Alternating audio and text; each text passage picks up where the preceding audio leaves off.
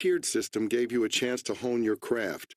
And while we understood the need to hone our craft, we also took our full arsenal of explosives, smoke, and fire with us wherever we played, whether we headlined a tiny club or played to a half-empty ballroom before two other bands.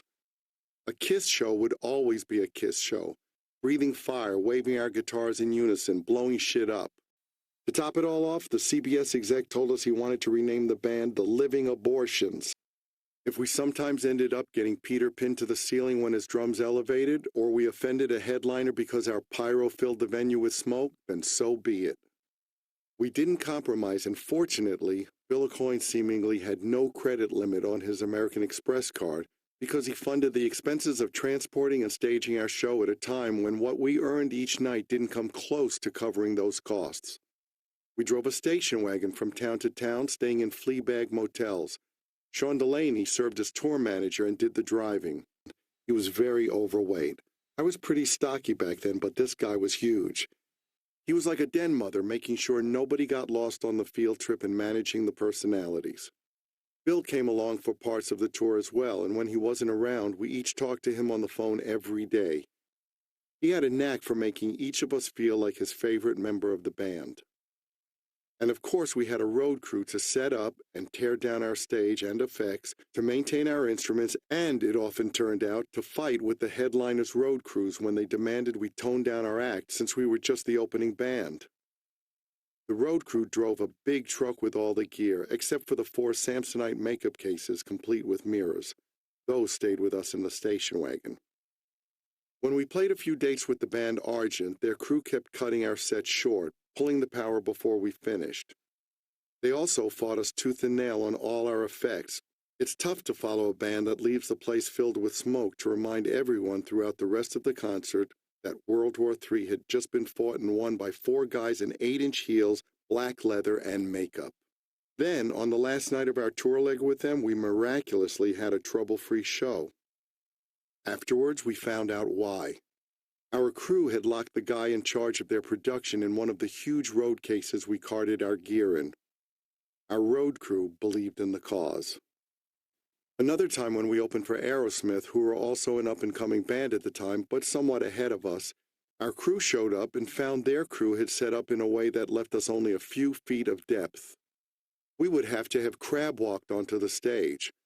Our crew told the Aerosmith crew, "You have 5 minutes to move your amp line back, or we throw everything into the pit."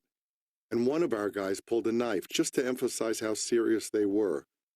They quickly made room for us. Of the initial few shows, one at the Bayou in Washington, D.C. on March 25th stands out.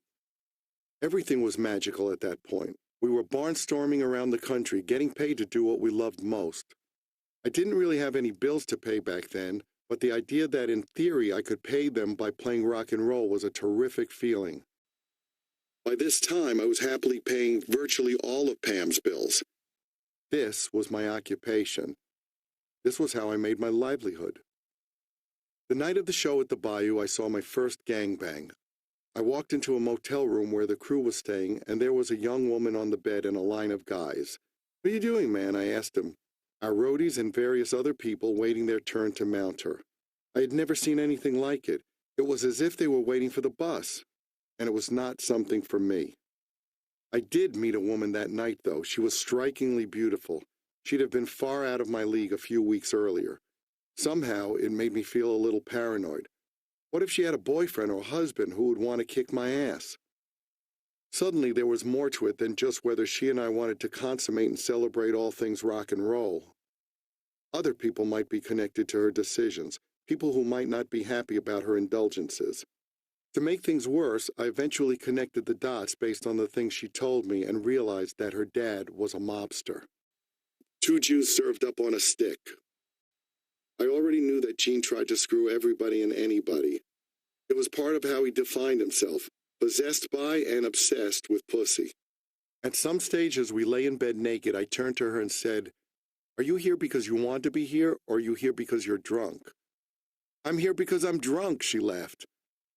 Sometimes I felt like a bull in a china shop. Other times I heard a voice telling me that sex went hand in hand with fear and consequences. I have a 9-inch dick. If you get somebody pregnant, you're on your own. In other words, if you fuck the wrong woman, you're dead. No matter the fear, anxiety, or inner conflict, sex was my drug of choice, and I always went back for more.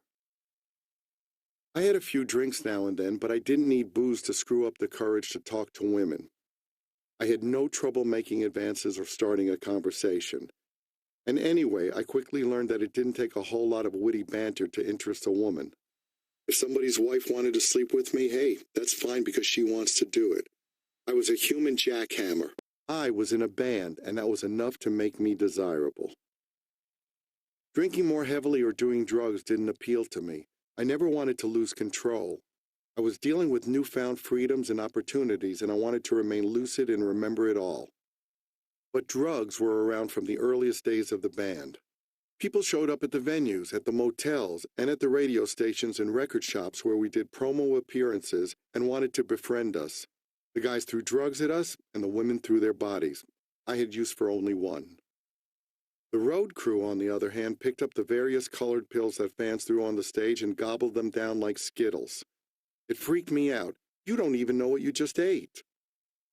One morning I went to our pyro guy's room and there was no answer. I pushed the door open and he was huddled in the corner with a blanket over his head, looking green and unable to move. He was fucked. I didn't see the fun in that. The fact that nearly everyone in the rock world was high definitely contributed to my socializing less. Drugs were part of the culture, and not doing drugs set me apart. The fact that I wasn't doing blow or taking pills made other people uncomfortable. The fact that they were uncomfortable made me uncomfortable. My interactions with groupies and other women, on the other hand, were purely sexual, and drug use rarely came up. I couldn't imagine a better rush than having a woman want to go back to my room with me. Ace was an alcoholic, me. He often joked about coming from a planet called Jendel. He constantly threw out off-the-wall sayings like, "One by one, I kills 'em," and spoke in made-up languages and gibberish. Sometimes he would shiver and ask, "What was that? Did we just have an earthquake?" And we'd say, "That was you. You just had a tremor." He was fucked.